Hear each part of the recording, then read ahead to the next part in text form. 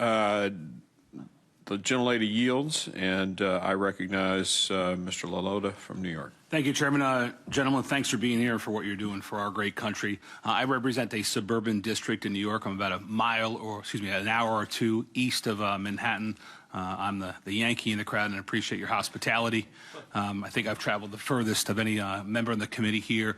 This issue is important to my constituents. It's important to me because New York is indeed a border state. We are a border state because of the sanctuary city policies that come from my state. We are a border state because of President Biden and Secretary Mayorkas' failed leadership, and we are a border state because of the lack of infrastructure, technology, and personnel at the border.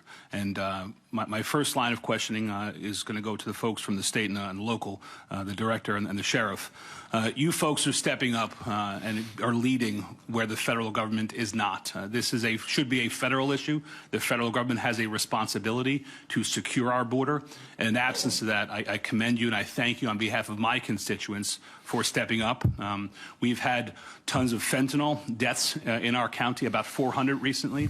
We have crime, we have overcrowding in our schools, we have legitimate people looking to go through the immigration process, and folks have cut that line, but your leadership, gentlemen, has helped thwart some of that.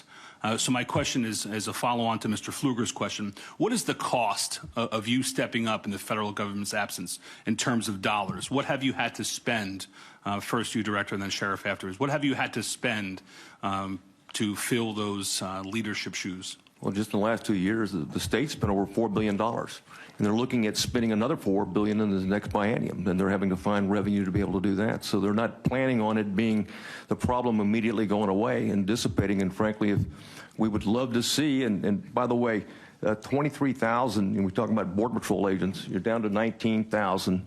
And then you talk about New York City, one police department's got more officers than the entire U.S. Border Patrol.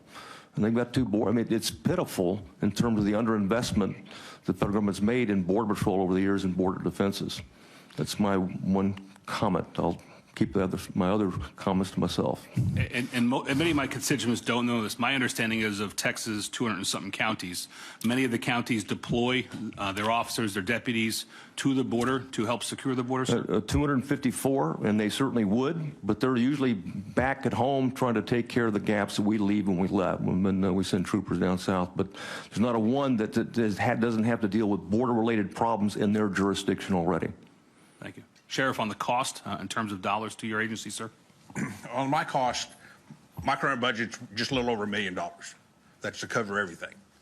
We're 6 months into it, and I've already expended all my fuel money. So we've got to borrow from somebody else or take it from another department because of issues like that. The cost of EMS having to transport people to and from a local hospital, which we don't have. We got to go 40 miles to go to a hospital. About 20% of what we're transporting to hospitals is the result of illegal immigration. Aliens that have succumbed to the heat or have some type of broken leg, broken arm, been snake bit out in the brush, we have to transport them. We don't get reimbursed. So our EMS crew and my office are going to be in the red again this year because of this. Safe to say, Sheriff and Director, you would agree that the federal government should reimburse you for those costs? They should have been reimbursing us a long time ago because the federal government won't pay for our transport to and from. I'm not sure that Stafford Act covers policy disasters, but clearly it is a disaster and certainly a crisis. I agree with that. Moving on to opportunity cost, you're diverting resources, personnel, equipment, and otherwise to cover the federal government's back where the federal government has failed. How would you address where you're having to miss the ball back at home in terms of crimes against people, crimes against property? What are you missing because you have to divert your resources to a federal government problem? Well, on the county level, part of my job is, yes, to help get cats out of the trees, hang out with the kids at school, teach the kids to respect law enforcement, be an example. But because of this illegal immigration, my resources are going elsewhere.